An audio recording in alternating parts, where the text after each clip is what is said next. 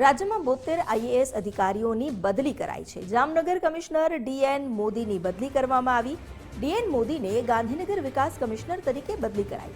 કચ્છના કલેક્ટર આનંદ પટેલની પણ બદલી થઈ, જેમને કમિશનર ઓફ સ્કૂલ તરીકે બદલી આપવામાં આવી છે। આનંદ પટેલ પીએમ પોષણના વધારાનો ચાર્જ સંભાળશે।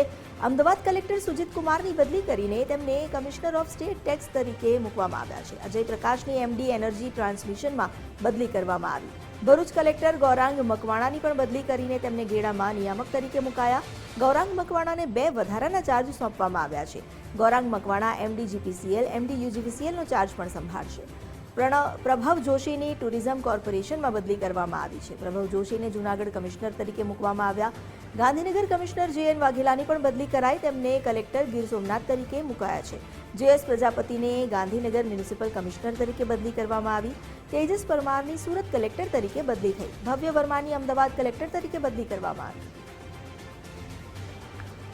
વધુ જાણકારી આપી રહ્યા છે સંવાદદાતા નિકુંજ જાની। જે નિકુંજ, લાંબા સમયથી એ પ્રકારની શક્યતાઓ હતી કે મોટા પાયા પર આઈએએસ અધિકારીઓના બદલીના ઓર્ડર થશે અને આજે 72 જેટલા આઈએએસ અધિકારીઓ છે તેમના બદલીના ઓર્ડર કરવામાં આવ્યા છે। અલગ અલગ મહત્વના જે જિલ્લા કલેક્ટરો છે તેમની બદલીઓ થઈ છે। મહાનગરપાલિકાના મ્યુનિસિપલ કમિશનરો છે તેમની બદલીઓ થઈ છે। જામનગર કમિશનર ડીએન મોદીની બદલી ગાંધીનગર વિકાસ કમિશનર તરીકે કરવામાં આવી છે। કચ્છ કલેક્ટર આનંદ પટેલની બદલી કમિશનર ઓફ સ્કૂલ ગાંધીનગર ખાતે થઈ છે। આનંદ પટેલને પીએમ પોષણનો વધારાનો ચાર્જ પણ સોંપવામાં આવ્યો છે।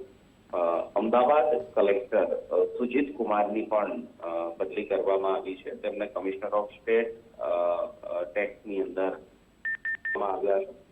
ભવ્ય વર્મા છે તેને અમદાવાદ કલેક્ટર બનાવવામાં આવ્યા છે। ભરૂચ કલેક્ટર ગૌરાંગ મકવાણાની પણ બદલી થઈ છે, તેમને 2 વધારાના ચાર્જ પણ સોંપવામાં આવ્યા છે। એમડી જીપીસીએલ અને એમડી યુજીસીએલ નો વધારાનો ચાર્જ ગૌરાંગ મકવાણા પાસે રહેશે। ટુરિઝમ કોર્પોરેશનના એમડી પ્રભવ જોશીની પણ જૂનાગઢ કમિશનર તરીકે બદલી કરવામાં આવી છે।